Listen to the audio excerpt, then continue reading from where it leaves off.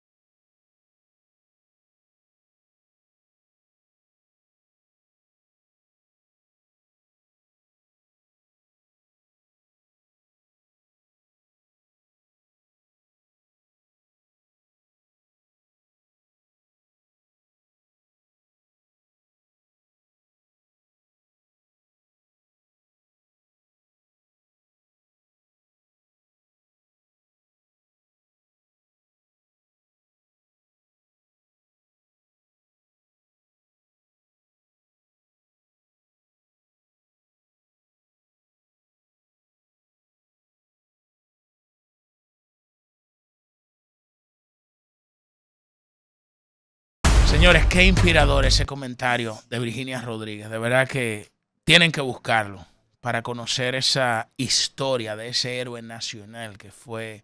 Sus restos fueron trasladados al Panteón Nacional de Juancito Rodríguez. Enhorabuena. Miren, Mario Vargas Llosa le preguntaron que con cuál de sus novelas él se quedaba, si tenía que quedarse con pocos libros.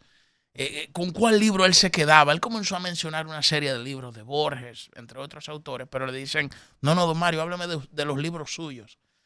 Él dijo que él se pudiera quedar con un libro, son muchos, pero él se pudiera quedar con uno que se llama Conversación en la Catedral, donde el autor principal, ¿verdad? El protagonista principal de este libro, que es Santiago Zabalita, se pregunta, ¿en qué momento se jodió Perú?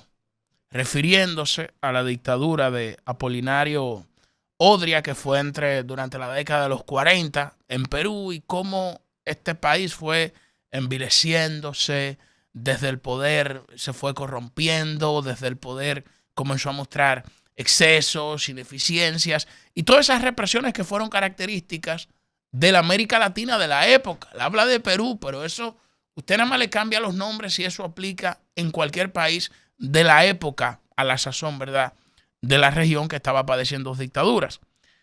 Y yo me pregunto, ¿en qué momento se jodió el sistema eléctrico dominicano? ¿En qué momento se jodió este país en materia eléctrica? Y yo quiero hacer esta pregunta y preguntarle al ministro de Energía y Minas, ministro Joel Santos, ¿en qué momento se jodió este país en materia eléctrica? Don Celso, ¿en qué momento se jodió este país en materia eléctrica? ¿Cómo es posible que a esta altura, a este país, no se le muestre en palabras eficiencia? Perdón, en las acciones se le muestra eficiencia, no en palabras. Este país necesita en acciones que se le muestre eficiencia. Y voy a decir por qué. Aquí se justificó una reforma en las distribuidoras, en las empresas distribuidoras de energía, argumentando de que había que contratar empresas que eran especializadas en reducción de pérdidas. Como las pérdidas se habían incrementado, entonces había que contratar empresas. Y por eso se hizo un proceso de semiprivatización, un proceso de reforma interna. Y yo me pregunto, ¿dónde están esas empresas especializadas en reducción de pérdidas energéticas en nuestro país? Cuando vemos que las pérdidas lo que están es ascendiendo. Según CRES, 44,2% ascendieron a agosto de este año las pérdidas energéticas. O sea, yo me pregunto, ¿dónde están esas empresas de reducción de pérdidas? ¿Dónde están? ¿Cuáles son esas empresas? Yo entiendo que es una información que, en beneficio de la transparencia, le tienen que presentar a este país. ¿Cuáles son los contratistas? Esos contratistas de las sedes. ¿Cuáles son? ¿Quiénes son? ¿Qué están supliendo? ¿Qué está pasando en materia de reducción de pérdidas? Porque esa fue la razón, el argumento central que justificó esa transformación y esa designación de Celso Marrancini en las EDES, que reitero, tiene que responder la pregunta fundamental de en qué momento se jodió el sistema eléctrico dominicano. Ayer nosotros vivimos una situación que fue el blackout, pero ya eso es como la gota que derramó el vaso. Esta es la gota, esto ya es el blackout de la frustración, de la indignación, de la impotencia, de la rabia, de preguntarle, presidente, si usted quiere terminar con este gabinete eléctrico. O sea, yo me pregunto, ¿usted quiere terminar con este gabinete eléctrico? Porque yo le voy a decir una cosa. Hay temas que son tumba gobiernos. Y este es un tema tumba gobiernos. Y desde el ejercicio del poder hay que aprender a diferenciar cuáles son los enemigos, cuáles son los adversarios y cuáles son los aliados estratégicos. Yo creo que la prensa es un aliado estratégico del gobierno. Sobre todo la prensa crítica. ¿Por qué? Porque la crítica fortalece la calidad de la democracia. Yo creo que la oposición son adversarios. ¿Por qué? Porque juegan bajo unas reglas de juego y usted sabe cuál es el opositor leal, que lo que aspira es a desplazarlo del poder, pero bajo estas mismas reglas de juego. No apuesta a anular el adversario, sencillamente a derrotarlo a través de las elecciones, que eso es legítimo en democracia. Y están los enemigos, que son estos temas. Los enemigos del gobierno es el alto costo de la vida y los apagones. Estos apagones que ayer nosotros vimos, porque, señores, es que nosotros vamos como 2 pasos para adelante y 5 pasos para atrás. Nosotros venimos de un verano desde Cristóbal Colón hasta la fecha, aquí los veranos hay pico de demanda energética, porque hace más calor. Venimos de ese verano catastrófico para el país. Logramos superar esa situación a pura resiliencia y hay que reconocer que ahí hubo una cierta estabilidad del sistema eléctrico, pero comenzaron a registrarse protestas. ¿Por qué? Por el incremento de la factura eléctrica. Señores, yo le pregunto a ustedes, radioescuchas, a los que nos ven a través de la televisión y de YouTube, yo le pregunto, hago un análisis comparativo de su factura eléctrica con la del mes pasado. Dígame si está igual el precio. Dígame si está igual el precio de su factura eléctrica con la del mes pasado, que la están subiendo la factura eléctrica. Eso es lo único que están cumpliendo aquí del pacto eléctrico. Lo único que están cumpliendo es el incremento de la factura eléctrica. Y eso es una situación que realmente genera frustración, porque uno dice, ven acá, ¿hasta dónde nosotros vamos a llegar? ¿Hasta dónde? Esto lo produjo una planta de generación privada que desencadenó en todo esto, pero lo que revela es, señores, la crisis de un sector. Y esta crítica no pueden verla como tema de que no, que esto es oposición, que no, para nada, porque yo resalto lo positivo del gobierno. Si los números fueran verdes y fuera contrario, yo vengo y digo aquí que las pérdidas se han reducido. Y si el próximo año Celso las reduce un 10%, yo voy a venir aquí y voy a decir, Celso, el zar del sector eléctrico, transformó ese sector y redujo considerablemente las pérdidas energéticas. Lo vendré a decir, pero no es la realidad que nuestro país está viviendo. Señores, y tenemos que ponernos en los zapatos de lo que se vivió en el día de ayer. Aquí se vivió situaciones difíciles, señores. Aquí se vivió. Yo busqué a mi hija en un colegio privado y no había luz. Y usted va y comienza a ver la gente que no hay luz, que gente en el metro, que gente saliendo. Coño, era como una situación de ansiedad terrorífica que parecía un retrato de una novela dramática. Entonces, nosotros no queremos que nos salgan a dar diagnósticos. Nosotros lo que queremos es que salgan a resolver. Que salgan a presentarle a este país, señores, la razón de por qué ustedes están designados en esas posiciones del tema eléctrico. Si yo fuera presidente de la República, hoy amaneciera el país con un nuevo gabinete eléctrico. Si yo fuera presidente de la República, en vez de los 1.500 millones de dólares en bonos, hubiese cogido 3 o 4 más para meterlo ahí y reducir la pérdida. Porque este país tiene que presentársele una salida de un mundo que nosotros vemos que no hay luz, ni ahora ni al final del túnel. Entonces, yo me pregunto, o sea, ¿cuándo fue que esto se jodió? ¿Cuándo fue que esto se jodió? Porque Danilo construyó Punta Catalina.